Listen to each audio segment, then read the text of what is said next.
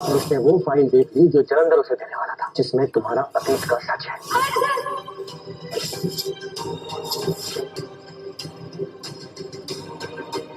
मैं मेरे और उनके बीच में कुछ नहीं आने दूंगा, ना हमारा प्रेजेंट, ना मेरा पास्ट।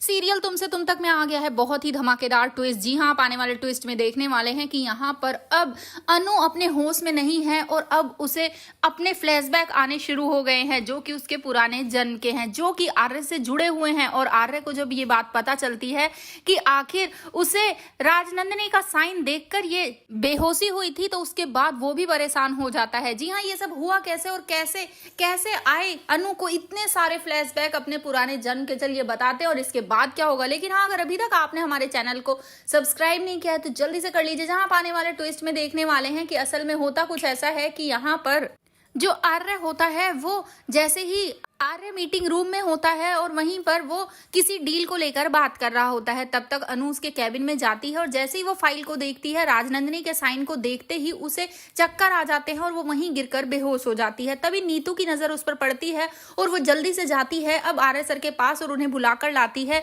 कि सर, अनु बेहोश हो गई है आपके कैबिन में। जिसके बाद सब लोग वहां पहुंच जाते हैं और आर्य वो देखता है कि अनु बेहोश है। वहां पर मीरा भी होती है, वो मीरा को धक्का दे देता है और उसके बाद अनु को गोद में उठाकर हॉस्पिटल ले जाने के लिए कहता है। जिसके बाद अब पीछे से मीरा ये सब देखकर बहुत ही परेशान हो रही होती है और यहाँ पर जो आर्य होता है वो अनु को लेकर हॉस्पिटल पहुंच जाता है। जहां जाने के बाद डॉक्टर्स जब चेक करते हैं तो बताते हैं कि सब कुछ तो ठीक है, फिर इन्हें चक्कर क्यों आए। हम ना चेक करके देखते हैं, टेस्ट करते हैं एक दो, उसमें पता चल जाएगा कि कहीं कोई डिफिशियंसी तो नहीं है किसी विटामिन की। जिसके बाद अब यहाँ उसके टेस्ट होने लग जाते हैं तो आर्य काफी परेशान होता है और यहाँ वो अनु का हाथ पकड़कर उसे अपने दिल की बात बता रहा होता है। कह रहा होता है कि अनु, तुम्हें ये क्या हो गया, हम दोनों तो एक होने वाले थे ना। तुम्हें याद है तुमने मुझे एक पौधा दिया था, देखो उसमें जैस्मिन के फूल आ गए हैं और मैं तो आज तुम्हारे लिए फूल लाया था, लेकिन तुम तो इन्हें लेने से पहले ही बेहोश हो गई।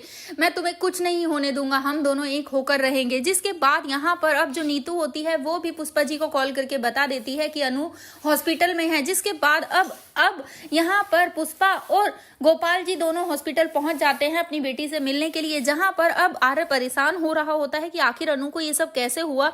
तो उसके बाद दूसरी तरफ झंडे भी देखता है रूम में जाकर, मतलब कैबिन में जाकर, और वो उस फाइल को देखता है कि वो तो वही फाइल है जो जलंधर देने वाला था अनु को। जिसके बाद वो आर्य को कॉल करके बताता है कि अनु ने वही फाइल पढ़ी है जो जलंधर ने उसे दी थी तुम्हारे पास्ट की। जिसके बाद अब यहाँ पर आर्य परेशान हो जाता है और यहाँ पर आर्य को तभी पता चलता है अनु के पापा से कि अनु को हर अष्टमी के दिन ये चक्कर आते हैं और वो बेहोश हो जाती है, वो सो तक नहीं पाती है।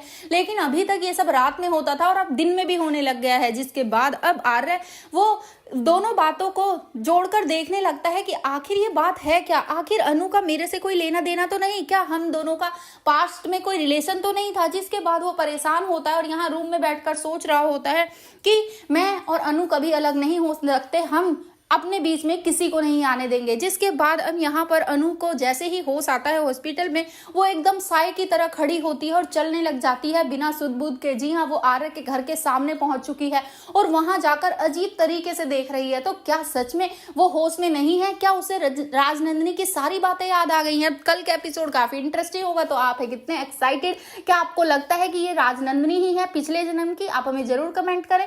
ऐसे ही खबरों से जुड़े रहने के लिए आप हमारे चैनल को जरूर सब्सक्राइब कर लें।